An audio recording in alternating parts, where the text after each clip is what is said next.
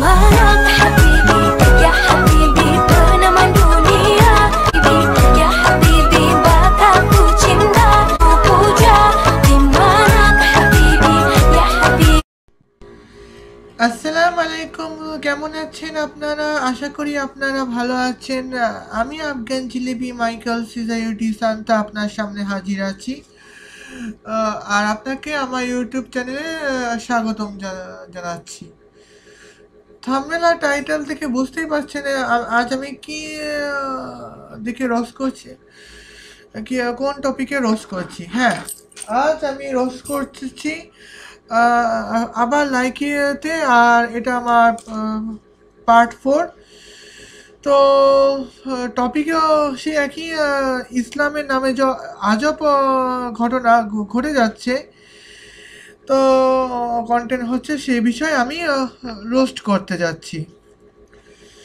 তো এই বিষয়ে আমি কিছু আজব ইসলামী কন্টেন্ট রোস্ট করতে যাচ্ছি, যেগুলো ইসলামকে কন্টেন্ট করেই করা হচ্ছে।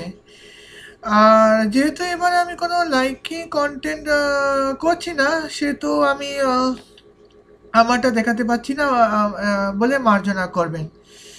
চলুন দেখা যাক আজকে কি রয়েছে।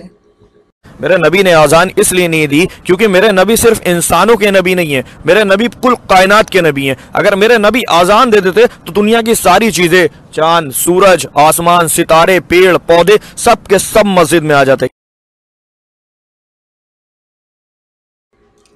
তো ভাই, এখানে মালিক ওসমানের বক্তব্য হচ্ছে যে আমাদের যে নবী ও রাসূল, আমাদের ইসলামে যে নবী রাসূল, এ ব্যাপারে একটা প্রশ্ন করা হচ্ছিল যে আমাদের নবী রাসূল কেন আজান দেননি। তো উত্তরে তিনি বলেছেন আমাদের নবী রাসূল, মালিক ওসমানের বক্তব্য এটাই যে আমাদের নবী রাসূল শুধু মানুষের নবী রাসূল ছিলেন না, ইনি পুরো সারা বিশ্বের নবী রাসূল। তিনি যদি আজান দিতেন তাহলে চাঁদ রোকাবাট কিনে খেতে। তো এখানে তোমার আমাদের নবী, তিনি বলছেন যে আমাদের নবী রাসূল সারা পৃথিবীর নবী রাসূল, আমাদের রাসূল ইসলামের রাসূল, পৃথিবীর রাসূল ছিলেন। তিনি যদি নামাজ পড়তেন তাহলে চন্দ্র, সূর্য, গ্রহ, নক্ষত্র, গাছপালা, তারপর হচ্ছে তোমার নদী, নালা, খাল, বিল, সমুদ্র এসে মসজিদের ভেতরে ঢুকে যেত। ভাই, এটা কোনো কমন সেন্সের মধ্যে পড়ে? এটা ইসলামের কি খেদমত করা হচ্ছে বুঝলাম না। তো আমার মনে হয় এটা ইসলামের পেছনে বাম্ব দেওয়া হচ্ছে, সরি ফর ভালগার ওয়ার্ড, কিন্তু কনটেক্সটটা এরকমই বানিয়েছে। তো হযরত মুহাম্মদ সাল্লাল্লাহু আলাইহি ওয়াসাল্লাম প্রথমত যিনি আমাদের ইসলামের দাওয়াত দেন, তিনি কখনো তাকে কখনো মোনাজাত দেওয়া হয় না। কারণ তিনি যখন মোনাজাত দেন, তো পৃথিবীর সব মানুষ তো আর একরকম না। একজন হচ্ছে ইসলামের দাওয়াতে শ্রেষ্ঠ, তিনি মুয়াজ্জিন হিসেবে ততটা ভালো নাও হতে পারেন। হ্যাঁ, বা একজন মুয়াজ্জিন হিসেবে কণ্ঠস্বর খুব সুন্দর, তিনি ভালোভাবে তার ইসলামিক জ্ঞান শুধু নামাজ পড়ো, রোজা রাখো, হজ করো, এটুকুই, কোরআন পড়ো, এটুকুই। এখন পয়েন্ট নাম্বার 2, যেটা সবচেয়ে বেশি ওয়ার্ড পয়েন্ট, সেটা হচ্ছে আমাদের হযরত মুহাম্মদ সাল্লাল্লাহু আলাইহি সাল্লাম যদি আজান দিতেন, তাহলে মালিক ওসমান বলেছেন যে চাঁদ, সূর্য, গ্রহ, নক্ষত্র, নদী, নালা, খাল, বিল, সমুদ্র, আকাশ এসে তার মসজিদে ঢুকে পড়তো। তো মহাবিশ্বের যে শূন্য স্থানগুলো এটাই তো আকাশ। এই শূন্য স্থানটা তো মসজিদের মধ্যে তো এমনিতেও ঢুকে পাওয়া যায়। তো আরেকটা হলো কি নদী নালা, হ্যাঁ। তো গাছপালার কথা বলি। তো গাছপালা যে এখানে গাছ গাছ যদি মসজিদের মধ্যে ঢুকেও যায়, প্রথমত তাকে তার পাকে মাটির ভেতর থেকে বের করতে হবে। তো মাটির ভেতর থেকে হ্যাঁ। তো গাছপালার পাগুলো কি হতে পারে? গাছপালা পা শিকড়ই বলা যায়। তো গাছপালার যে শিকড় যখন মাটি থেকে উপরে উঠবে, তো গাছপালা এমনিতেই মৃত হয়ে যাবে। তো গাছপালা নড়ে চড়ে কিভাবে মসজিদে ঢুকতে পারবে এটা বলা অপেক্ষা এটা এটা একটা কোশ্চেন মার্ক হিসেবে থাকতে পারে। তো এরপর হচ্ছে পয়েন্ট, এরপর আসি আরো একটা পয়েন্ট।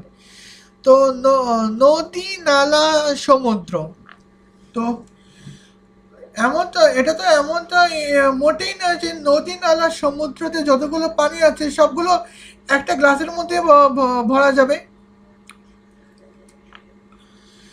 কোটি কোটি আচ্ছা ট্রিলিয়ন ট্যাঙ্কের এমন অবস্থা আছে যে একটা পুকুরও তোমার 100টা ট্যাঙ্কের সমান পানি বহন করে।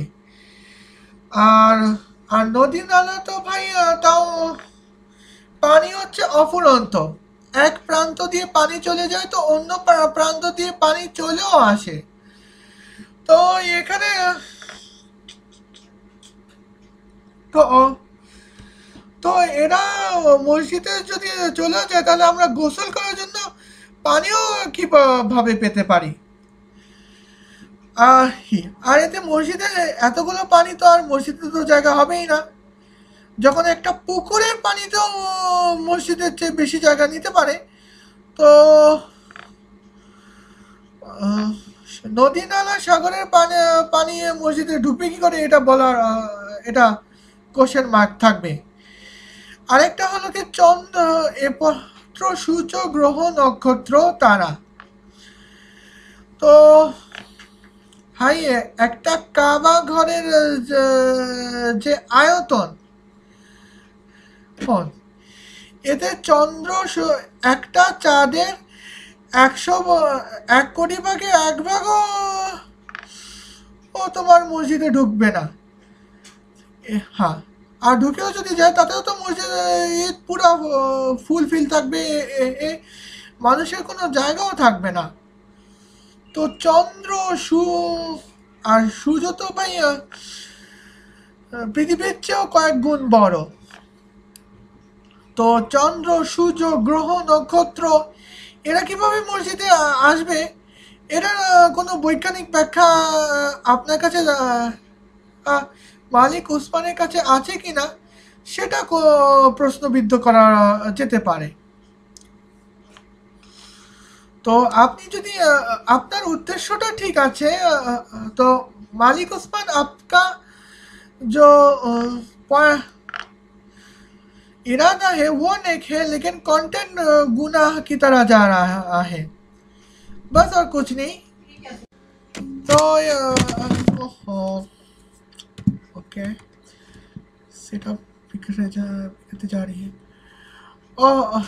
तो मालिक उस्मान आपका इरादा तो नेक है, लेकिन कंटेंट अच्छा नहीं है। नेक्स्ट टाइम आप जब कंटेंट बनाएंगे तो इससे भी बढ़िया कंटेंट बनाएंगे, मुझे उम्मीद है। तो खैर अब अगले पॉइंट पे जाती हूँ।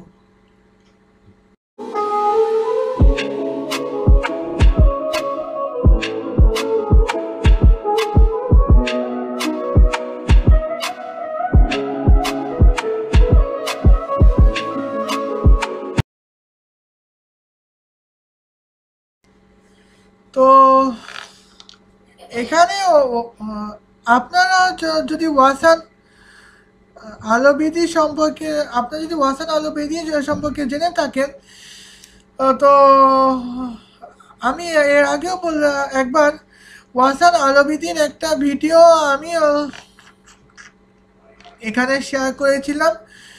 পাকিস্তান, তিনি ফিলিস্তিনের পক্ষ থেকে কথা বলছেন, সে বিষয়ে আমি কথাও বলছিলাম, তো হিন্দিতে বলেছিলাম সম্ভবত। তো এখানে তো উইঘুর মুসলিমে এখানে স্পষ্ট দেখা যাচ্ছে যে ওয়াসান আলোবেদি আপনি নিচের মুখে উইঘুর মুসলিমদের পতাকা, চোখের অংশে উইঘুর মুসলিমদের পতাকা এঁকেছে।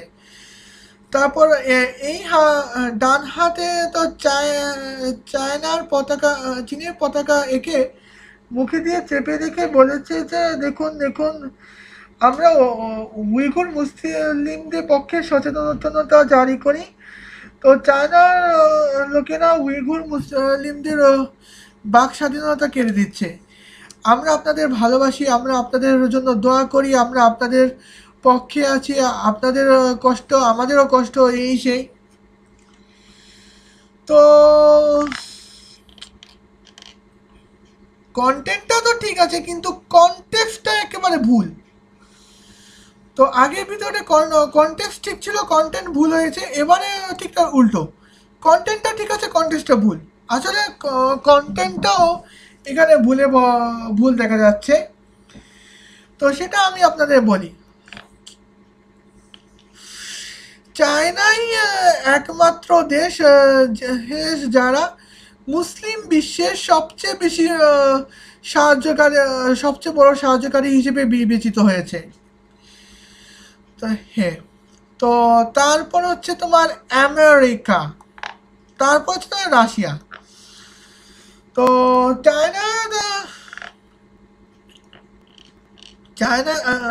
চায়নায় এখন পর্যন্ত মুসলমানরা একে অপরের জন্য থাকতে পারছে, কিন্তু ঘটনাটা এলো, এটা হচ্ছে প্রবলেমটা তখনই শুরু হয়েছে যখন উইঘুরে यानी कि শিয়াংজিয়াংয়ে প্রদেশে যে উইঘুর মুসলিম, এরা নিজেদের চাইনিজই মনে করে না, কারণ এদের যে কালচার আছে এ চাইনিজ কালচার থেকে একেবারে উল্টো দিশায়। হ্যাঁ, হ্যাঁ, ওকে। তো এদের চাইনিজ কোয়ান্টিটি থেকে একেবারে, এরা কয়েকবার চীনি সরকারের বিরুদ্ধে আক্রমণাত্মক ভূমিকাও নিয়েছিল। চীনি সরকারকে কিভাবে বিপর্যস্ত করবে সেটাই তাদের চিন্তা ভাবনা। চীনি সরকার, তো আপনারা জেনে থাকবেন যে চীন যেটা মানে চায়না দুনিয়ার সবচেয়ে দ্বিতীয় বৃহত্তম অর্থনীতি। চায়না দুনিয়ার সবচেয়ে বড় অর্থনীতি হিসেবে তখনই বিবেচিত হতো যদি চাইনিজ মুসলমানরা কোঅপারেট করত, মানে অর্থনৈতিক উন্নয়নে বড় ভূমিকা রাখতে পারত। তো চায়না যে বড় বড় যে হাবগুলো আছে, technical hubs, economy hubs, research hubs, তো যে সকল দেশে পাওয়া যায়, অটোমোবাইল হাবস, আর্কিটেকচার হাবস, যত বড় বড় অর্থনীতি সহায়ক হাবস আছে, এরা কিন্তু উইঘুরে বসেনি। চীনি সরকার চাইলেই উইঘুরে বসাতে পারতেন, তো উইঘুরে একঘেয়ে মনোভাবের কারণে এটা সম্ভব হয়নি। এরা নিজেকে চীনি সরকারের চীনি সংস্কৃতির সাথে নিজেকে সম্পৃক্ত করতে চাচ্ছে না। আর যখন এদের পক্ষে যখন চীনি সরকার এর কারণটা জানতে চায়, তখন দুনিয়া জুড়ে বলে দেয় যে আমাদের বাক স্বাধীনতা কেড়ে নেওয়া হচ্ছে, অথচ এরা ঠিক মতো বলতেও পারছে না যে চীনি সরকারের বাক স্বাধীনতা কেড়ে নেওয়া হচ্ছে। আর ওয়াসান আলমেদি আপু, and my dear sister Wasan Alobedi, TikTok is the video sharing application of China. We cannot stand against China using the application of China. It may be the violation of term of service. So next time, better to attention for to be attend for this and take care of this. Well, your content is very good. Next time appreciate. Next time all the best. এখন আমরা অন্য কন্টেন্টে যাচ্ছি।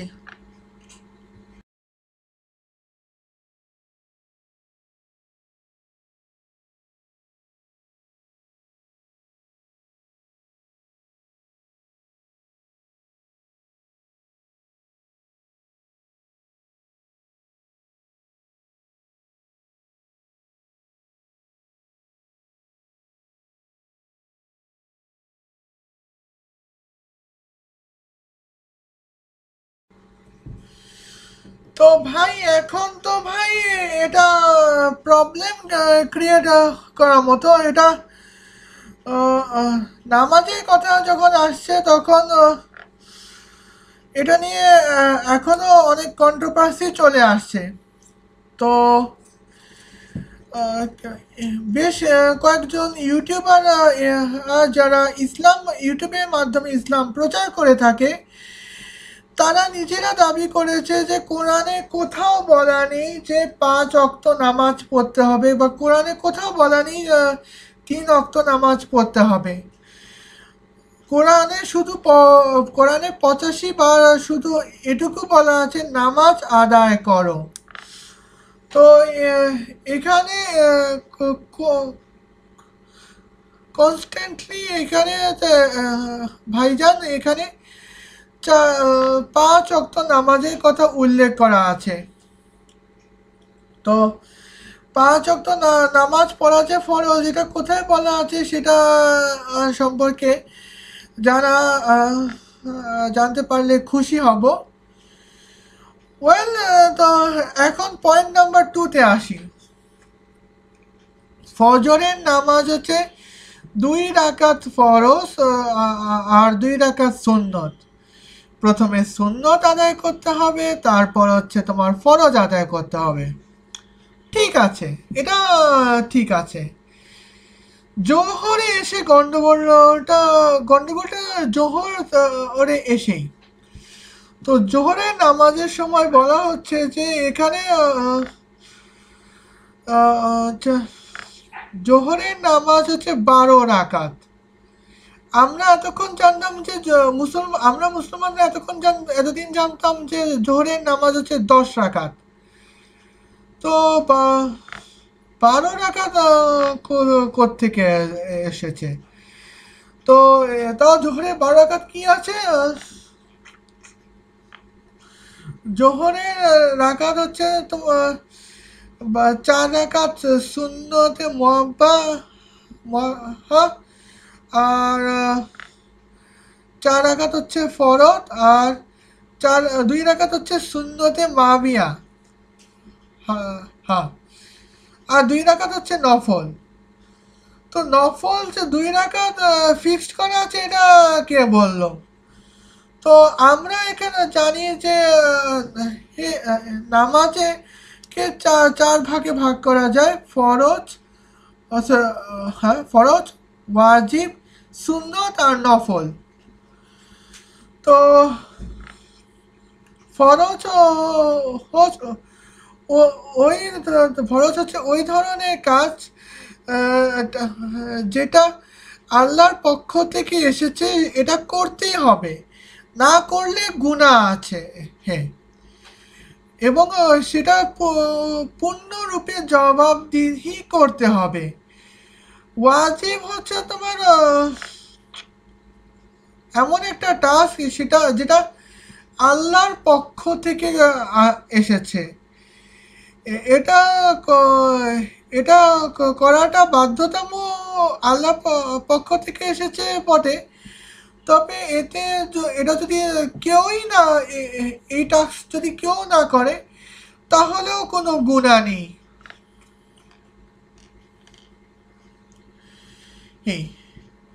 আর সুন্নত, এরপর আসি সুন্নত।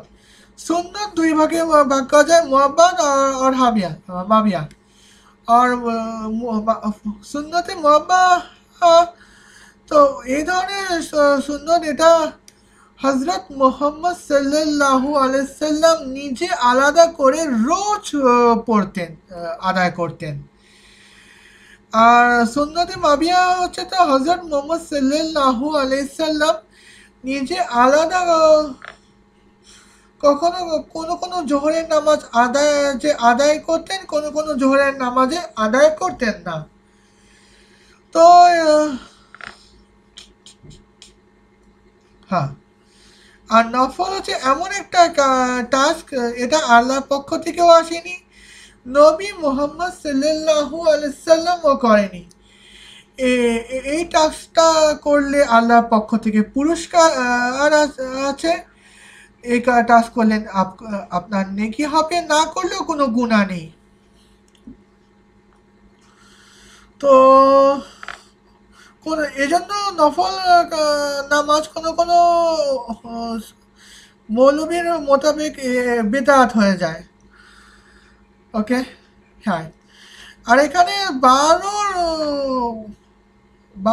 এখানে বলা হচ্ছে যে 12 রাকাত জোহরের নামাজ, তো 4 রাকাত সুন্নাতে মুআব্বাদ, 4 রাকাত ফরজ, 2 রাকাত সুন্নতে মাবিয়া তো আছেই, তো এখানে 2 রাকাত নফলকেও ফিক্স করে দিয়েছে।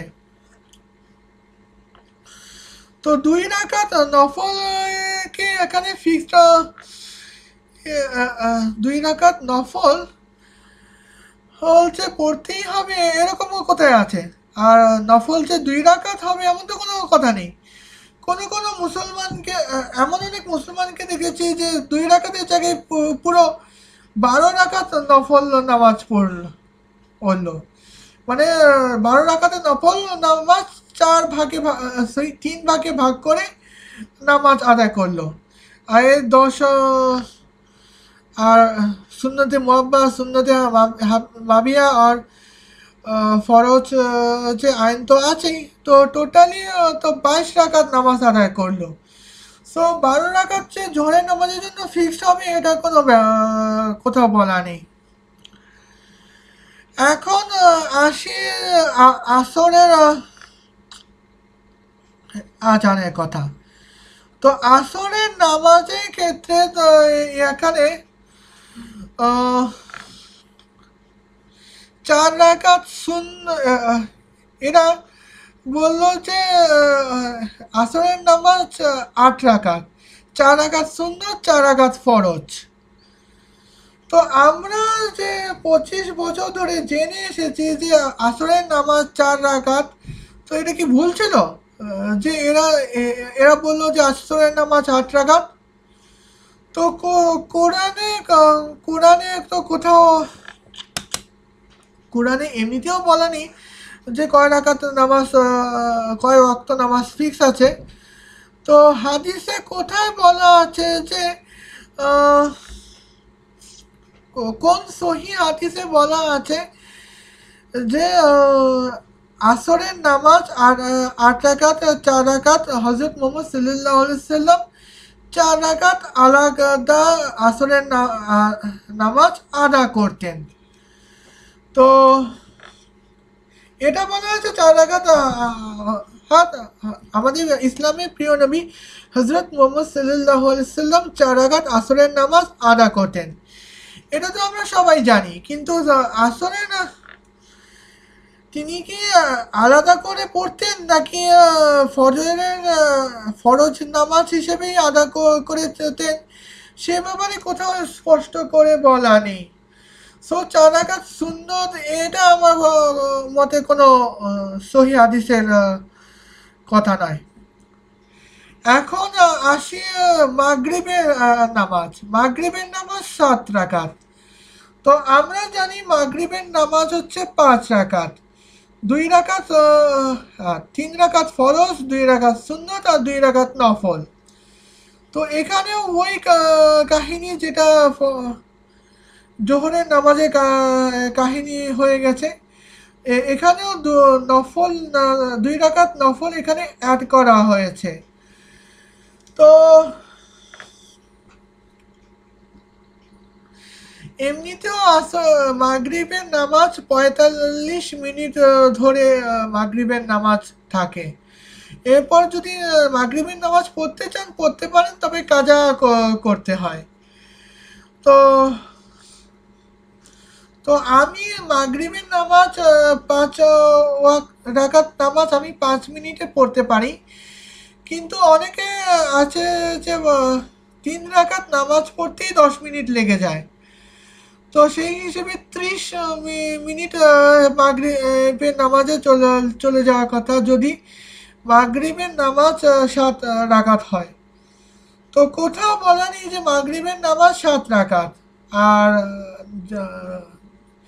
যেখানে নফল নামাজের কথা, তো নফল নামাজ তো ভাই আপনি 2 রাকাত 4 রাকাত পড়তেই হবে এমন তো কোনো কথা নেই। তো 4 রাকাত 8 রাকাত 9 রাকাত 10 রাকাত পড়তেই পারেন, তবে সেটা নফল হিসেবেই থাকবে। ওয়েল, তো এশার নামাজের কথা। এশার নামাজ হচ্ছে তোমার এশার নামাজ যেটি, তো এশার নামাজ হচ্ছে তিনি বললেন 15 রাকাত। তো 15 রাকাত কি করে হয়? 4 রাকাত সুন্নত, 4 রাকাত ফরজ, 2 রাকাত সুন্নতে মুআব্বা, আর 2 রাকাত নফল, আর 3 রাকাত বেতের। 2 যোগ 2 4। 4কে 3 দ্বারা গুণ করলে 12, 12কে 3 দ্বারা যোগ করলে 15। তো আমরা জানতাম যে এশার নামাজ হচ্ছে 9 রাকাত। তো 4 রাকাত ফরজ, 2 রাকাত সুন্নত, আর 3 রাকাত হচ্ছে বেতের, যেটা ওয়াজিব। তো এখানে যেটা অ্যাড করা হচ্ছে সেটা হলো গিয়ে 4 রাকাত সুন্নত পড়তে অ্যাড করা হয়েছে, আর 2 রাকাত নফল। তো হাদিসে আমি কোথাও শুনতে পাইনি যে 4 রাকাত নফল আলাদা করে হযরত মুহাম্মদ সাল্লাল্লাহু আলাইহি ওয়াসাল্লাম 4 রাকাত আলাদা করে রোজ পড়তেন। আর যেখানে সুন্নতের কথা আর নফলের কথা আছে, ওই যে আমার ওই মত, আপনি চাইলে 2 রাকাত 3 রাকাত 4 রাকাত 5 রাকাত 10 রাকাত 20 রাকাত নফল যত ইচ্ছা তত সংখ্যক রাকাত আপনি নফল পড়তে পারবেন। হ্যাঁ, কিন্তু এই যে 4 রাকাত এশার সুন্নত নামাজ, এটা আমার মনে হয় কোনো বেদাত হয়ে যাচ্ছে। কারণ আমি যতটুকু হাদিস পড়েছি কোথাও বলা নেই যে 4 রাকাত, কোথাও এমন কোনো সহিহ হাদিস আমি পাইনি যেখানে 4 রাকাত আলাদা করে এশার সুন্নত বলা হয়েছে। তো আপনি এই বিষয়ে আমাকে জানাতে পারলে আমি খুশি হব।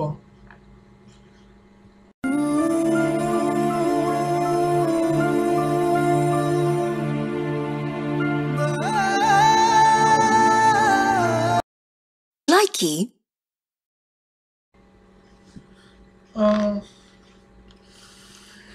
এখানে বলা হচ্ছে যে এখানে জিন বলেছেন যে তোমার জীবনের শেষ ইচ্ছাটা কি?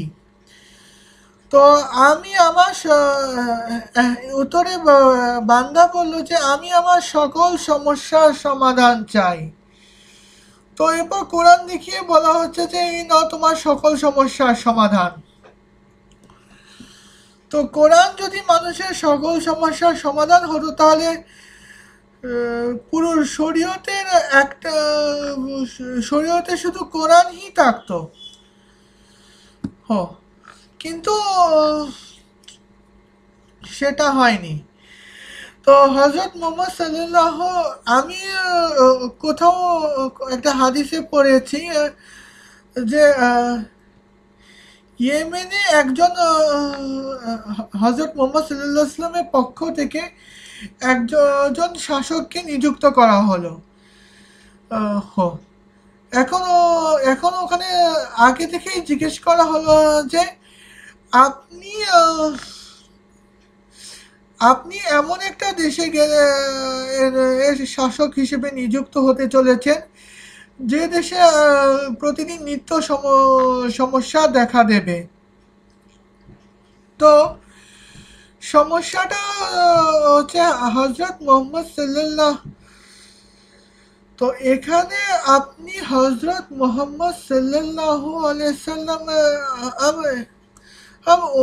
উক্ত শাসনকর্তাকে বলেন যে এখানে এমন সমস্যার সম্মুখীন আপনাকে হতে হবে যেটির সমাধান আপনি কোরআনে পাবেন না। তো তো তো আপনি কি করবেন? তো উক্ত শাসনকর্তা বলল যে আমি হাদিসের আলোকে সমস্যা সমাধান করার চেষ্টা করব। তো এরপর হযরত মুহাম্মদ সাল্লাল্লাহু আলাইহি ওয়াসাল্লাম এটাও বলেছেন যে এর মধ্যে এমন অনেক সমস্যা আপনি সম্মুখীন হতে পারেন যার সমাধান কোরআনে তো পাবেনই না, হাদিসেও আপনি খুঁজে পাবেন না। তখন কি করবেন? তখন উক্ত শাসনকর্তা বললেন, আমি আমার নিজস্ব বুদ্ধিমত্তা দিয়ে এটার সমস্যা সমাধানের চেষ্টা করব। তো আর এখানে কন্টেন্টটা কি হচ্ছে, হজরত মোহাম্মদ সাল্লাল্লাহ এখানে কি হচ্ছে, জিন জিজ্ঞেস করলো যে তোমার শেষ ইচ্ছা কি? মানুষ বললো আমি আমার সকল সমস্যার সমাধান চাই। তো কোরআন দেখিয়ে বলল যে এটা এই যে দেখুন, এটা আপনার সকল সমস্যার সমাধান। তো আমরা কয়েকটা নামাজ পড়ব, কোরআনে 85 বার শুধু এটা বলা আছে।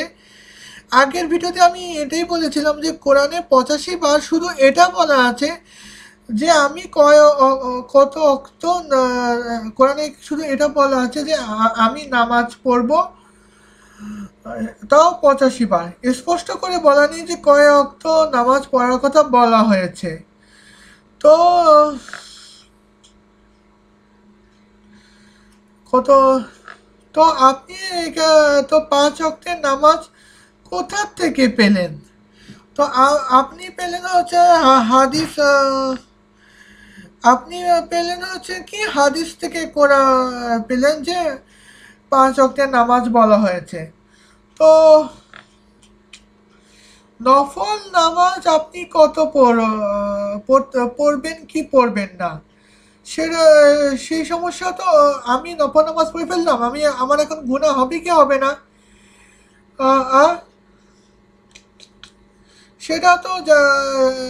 সেটাও তো বলা নেই। তো সাহাবায়ে কেরাম নফল নামাজ আদা করেছেন, সুতরাং নফল নামাজ পড়লে সওয়াব আছে, না পড়লে গুনাহ নেই। এ দেখো নামাজের কথা। এখন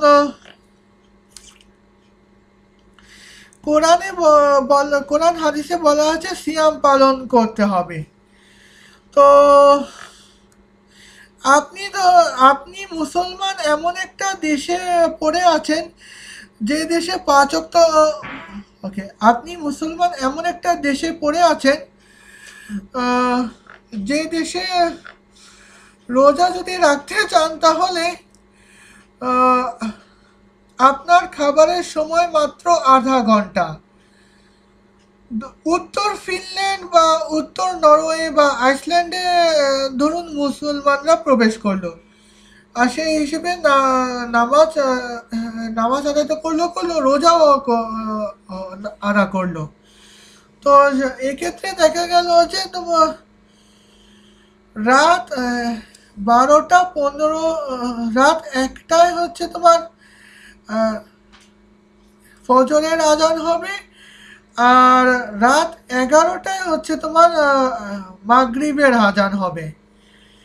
মানে হচ্ছে তো 24 ঘন্টার মধ্যে এখানে 22 ঘন্টার দিন, গ্রীষ্মকালের কথা বললাম। আর যখন শীতকাল আলে তো এখানে 24 ঘন্টাই হচ্ছে তোমার রাত। তো এখানে আমরা মুসলমানদের ট্র্যাডিশনে হিসেবে বলা আছে যে আমি মুসলমান, দিনের বেলায় রোজা রাখবো, রাতে আমার সেহরি আর ইফতার শুধু রাতের বেলাতেই হবে। সেহরির খাবার আর ইফতারের খাবার শুধু রাতের বেলাতে হবে, দিনের বেলা রমজান মাসে কোনো খাবার এখানে হবে না।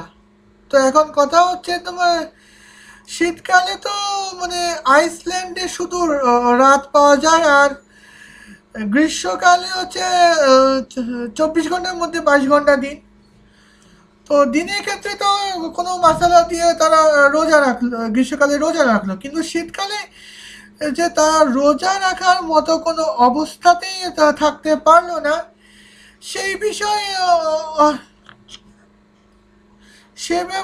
সেই বিষয়ে তাদের কি করণীয়, এটা তো ভাই এখানে নেই। এই তো এই সমস্যার সমাধান কিভাবে থাকবে,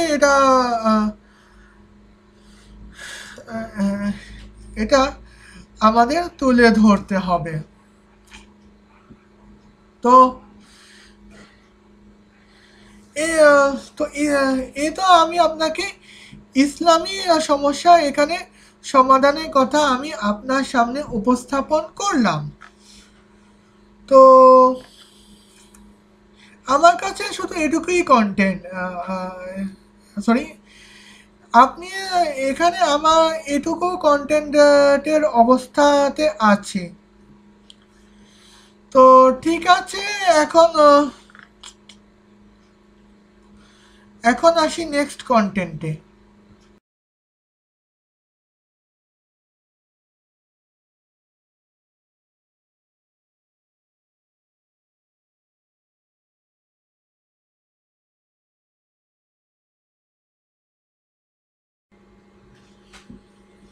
তো এখন 15 সেকেন্ডের এই ভিডিওতে আসেন। তো এখানে বলা হচ্ছে যে মেয়েরা ছেলেদেরকে বিয়ে প্রস্তাব আগে দেওয়া সুন্নাত, এটা নবী মোহাম্মদ সাল্লাল্লাহু আলাইহি সাল্লাম নিজে বলেছেন। এটা এই দাবিটা এই ভিডিওতে উল্লেখ করা আছে। তো ভাই কন্টেন্ট, তো এখানে কন্টেন্ট হযরত এখানে নবী মোহাম্মদ সাল্লাল্লাহু আলাইহি ওয়াসাল্লামের নামে যে হাদিসটা আছে, এটা যদি ফেক হাদিস হয়ে থাকে, তাহলে আমরা নবী মোহাম্মদ সাল্লাল্লাহু আলাইহি ওয়াসাল্লামের নামে গুনাহ করছি। এখন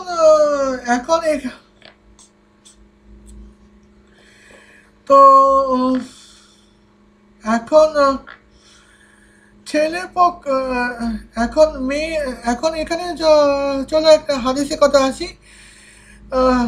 সহিহ জয়ীফ হাদিসে বলা আছে যে মেয়েরা ছেলেদেরকে বিয়ে প্রস্তাব দেবে, এটা সুন্নত। তো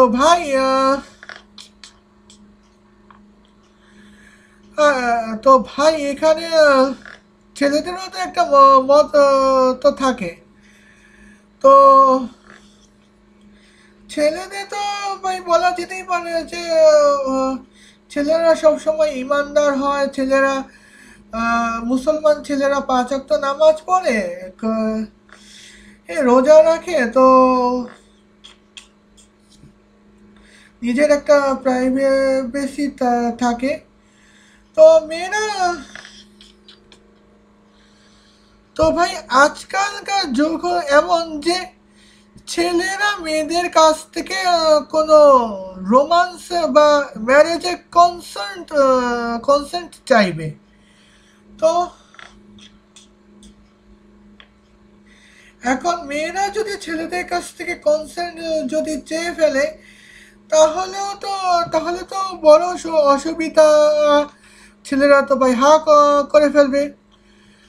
তো ছেলেদের রিকোয়ারমেন্ট হিসেবে এ, তো আজকালকার যুগে তো ছেলেদের রিকোয়ারমেন্ট বাস এটা থাকে যে মেয়েটা সুন্দরী হতে হবে। মেয়েটা ছেলেকে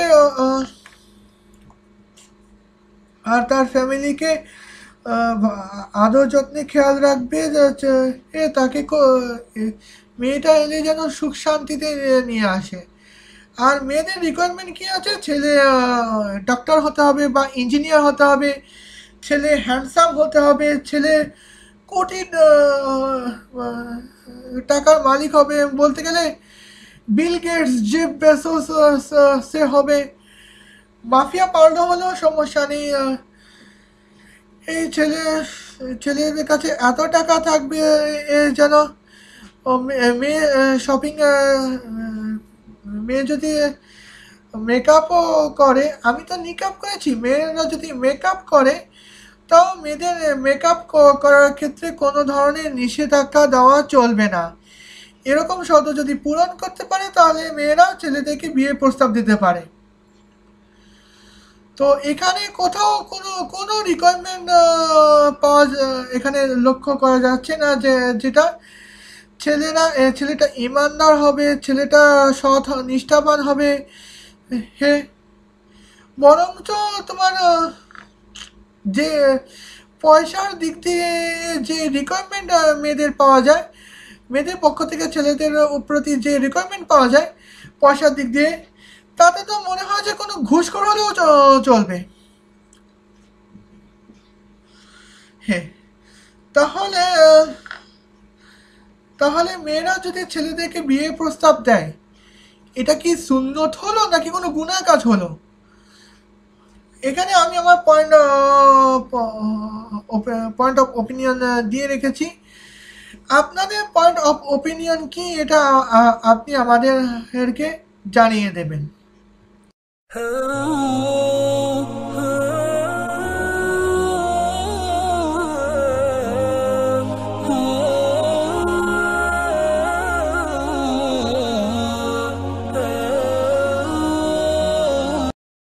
Likey. আচ্ছা, তো এই ঘটনা। ওকে, ঠিক আছে। তো এখানে আমার স্ট্রং অবজেকশন এখানে আছে। তো ওনার পার্সোনাল প্রোফাইলে পরে আসছি, আগে আমি কন্টেন্টে আসি। তো বিয়ে কন্টেন্টে বলা হচ্ছে যে বিয়ের বয়স কমান, ধর্ষণ করবেন, মিডিয়ায় অশ্লীল ভিডিও প্রচার করা বন্ধ করুন, ধর্ষণ কমবে। তারপর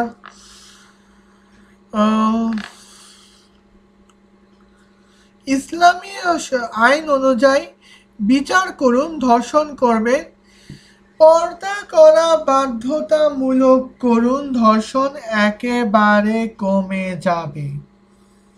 আচ্ছা, পয়েন্ট টু পয়েন্টে কথা বলছি। তো সবার আগে বলছে যে বিয়ের বয়স কমান, ধর্ষণ কমবে। তো ভারতে বিয়ের বয়স হচ্ছে, ছেলেদের বয়স হচ্ছে 26 বছর আর মেয়েদের বয়স হচ্ছে 22 বছর। আর বাংলাদেশে যখন যান, যে বিয়ের বয়স হচ্ছে 21, ছেলেদের বয়স হচ্ছে, বিয়ের বয়স হচ্ছে 21 বছর আর মেয়েদের হচ্ছে 18 বছর।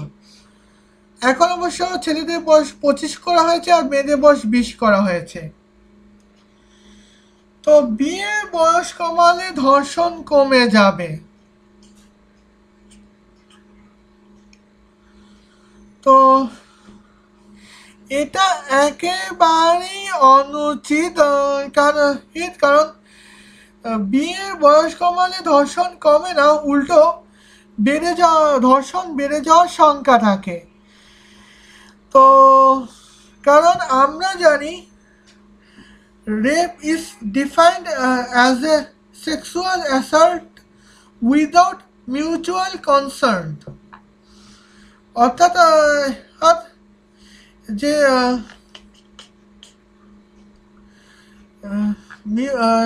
অর্থাৎ যে তোমার উভয় পক্ষের সহমত ছাড়া যদি কোনো যৌন কর্মকাণ্ড হয়ে থাকে তাহলে সেটা ধর্ষণ হবে। তো চলুন ছেলেদের বিয়ে বয়স 12 করে দিই, মেয়েদের বিয়ে বয়স 8-এ নামিয়ে দিই। তো 8 বছরের মেয়ে 12 বছরের ছেলের সাথে বিয়ে পিড়িতে বসলো। তো আপনারা কি বলেন যে 8 বছরের মেয়ে 12 বছরের ছেলের সাথে বিয়ের বাসরাতে কনসার্ট দেওয়ার মতো অবস্থায় আছে কি? আমার তো মনে হয় যে এরা একে অপরের সাথে বিয়ের বাসর রাত করার মতো কনসার্ট এখানে নেই।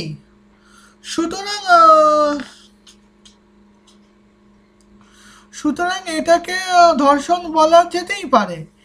কারণ হ্যাঁ, এখন আমার মনে হচ্ছে যে 28 বছর বিয়ের কনসার্ট নেওয়ার মতো অবস্থা কেবল 28 বছরের ছেলেদের আর 24 বছরের মেয়েদের আছে। তো 28 তো যদিও আজকাল কত অকাল পক্ষ ছেলে পেলেরা আছে, তাও এতে তো বলা তাও ধরে নেওয়া যায় যে 18 বছরের মেয়েদের আর 21 বছরের ছেলেদের বিয়ের বাসর রাতে করার মতো কনসার্ট অবস্থায় আছে। হ্যাঁ, কিন্তু শৈশবে বা কৈশোরে এদের বিয়ে বাসরাত করার মতো কোনো কনসার্টই নেই। তাহলে বিয়ে বয়স যদি কমিয়ে ফেলি তাহলে ধর্ষণ কমবে কি করে? উল্টো বেড়েও যেতে পারে। কারণ একটা ছেলে হয়তো প্রথমে অল্প বয়সে বিয়ে করলো, বিয়ে করার পর বললো যে তার যৌন নেশাটা বেড়ে গেল, যেটা সাধারণ ক্ষেত্রে ঘটে। অল্প বয়সে যখন বিয়ে করার মতো অবস্থায় পৌঁছে যায় তখন তো যৌন নেশা তো আরও বেড়ে যায়, আর এর ফলে ধর্ষণ করার অবস্থা থেকে যায়। তো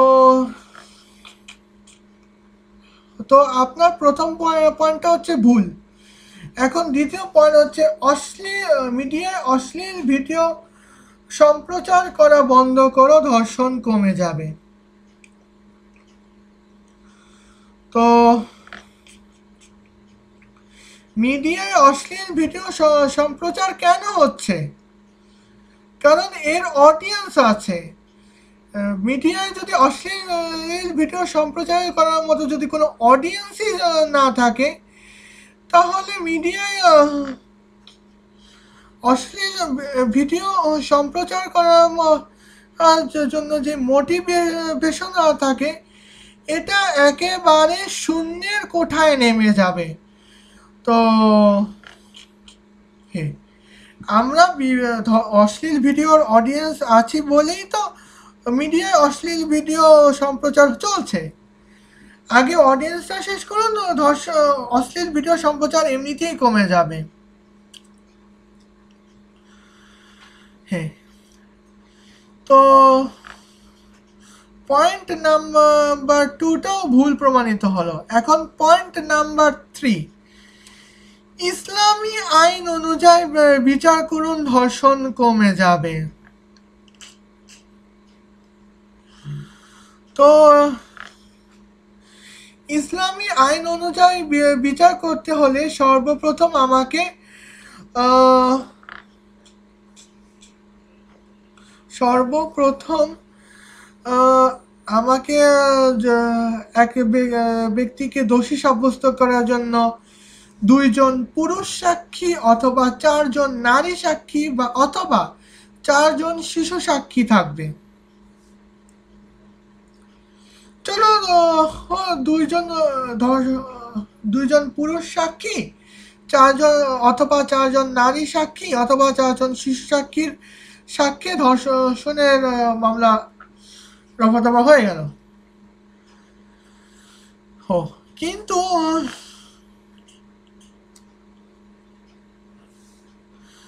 কিন্তু ব্যাপারটা কি এতই সোজা? এটা ব্যাপারটা এত সোজা না। তো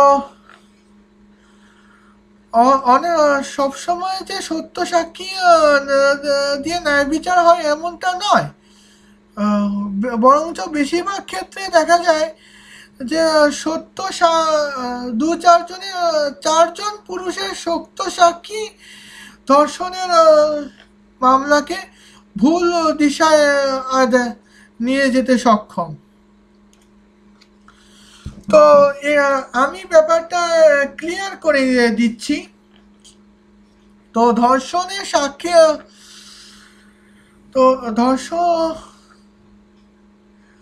আয়েশা রবার্টকে কে তোমার সাথে ভাই বোনের সম্পর্ক জাহির করলো।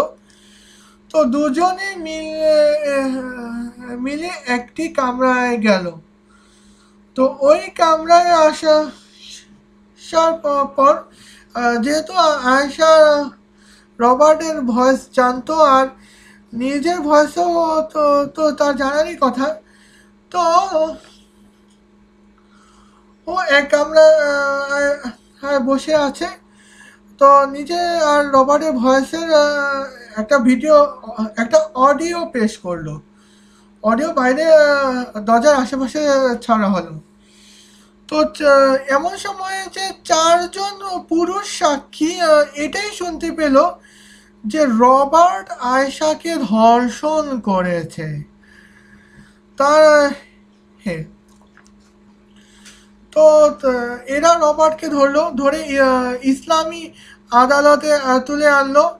আর 4 জন সাক্ষ্য দিল যে আমি নিজের কানে শুনেছি রবার্ট আয়েশাকে ধর্ষণ করেছে।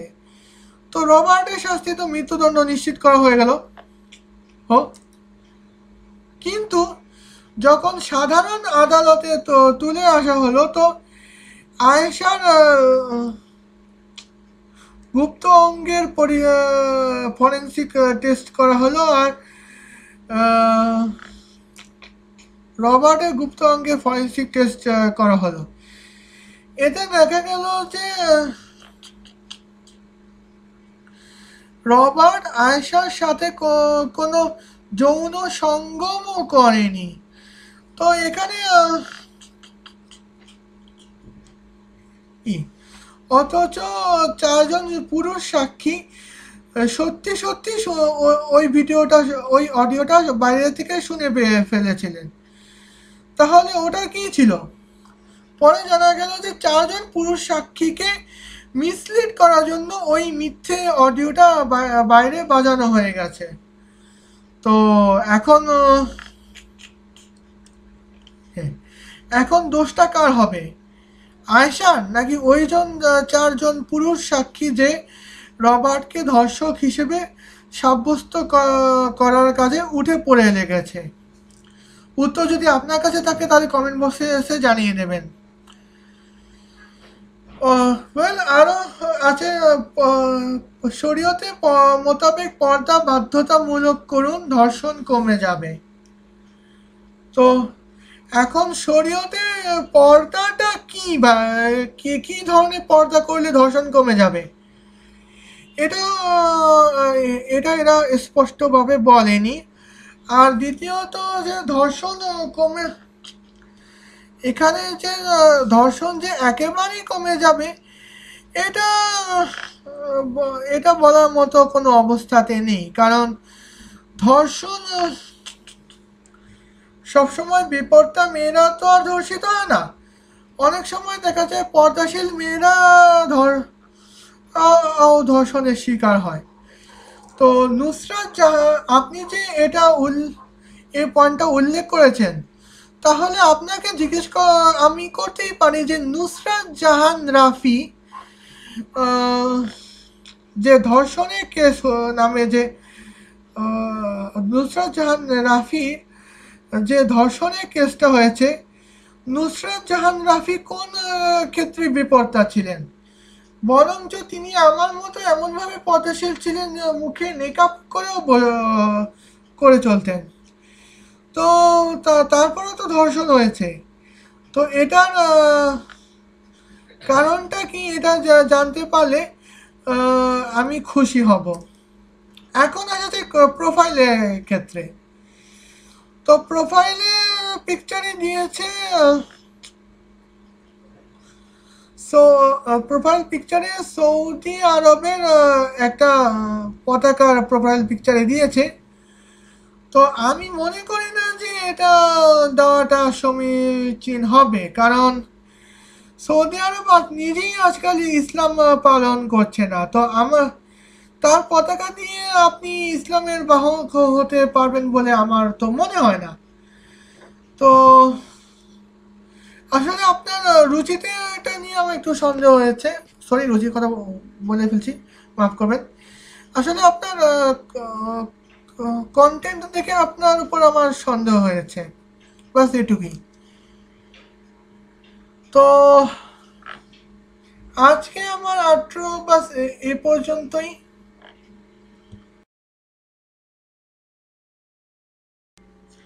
হাবিবি, আজ আমার কাছে ভিডিও বাস এটুকুই। আশা করি আমার ভিডিও আপনার ভালো লেগেছে। যদি ভালো লেগে থাকে লাইক করবেন, কমেন্ট করবেন আর শেয়ার করবেন। আর ভালো না লাগে থাকলে ডিসলাইক করতে পারেন। তো আর হ্যাঁ, আমি যদি কোনো ভুল করে থাকি তাহলে সেটাও কমেন্ট বক্সে জানাবেন। আজকে সাবস্ক্রাইবে ভিক্ষা চাচ্ছি না। তো ভালো থাকবেন। আমি এখন এন্ডিং লাগাচ্ছি। নেক্সট ভিডিও পর্যন্ত আপনার প্রতি আমার জন্য শুভকামনা। তো আজকে পর্যন্ত এখানেই। আশা করি আপনাদের ভালো লাগবে। এখন তুপিসাবের পালন আমি করতে চাচ্ছি। খোদা হাফেজ।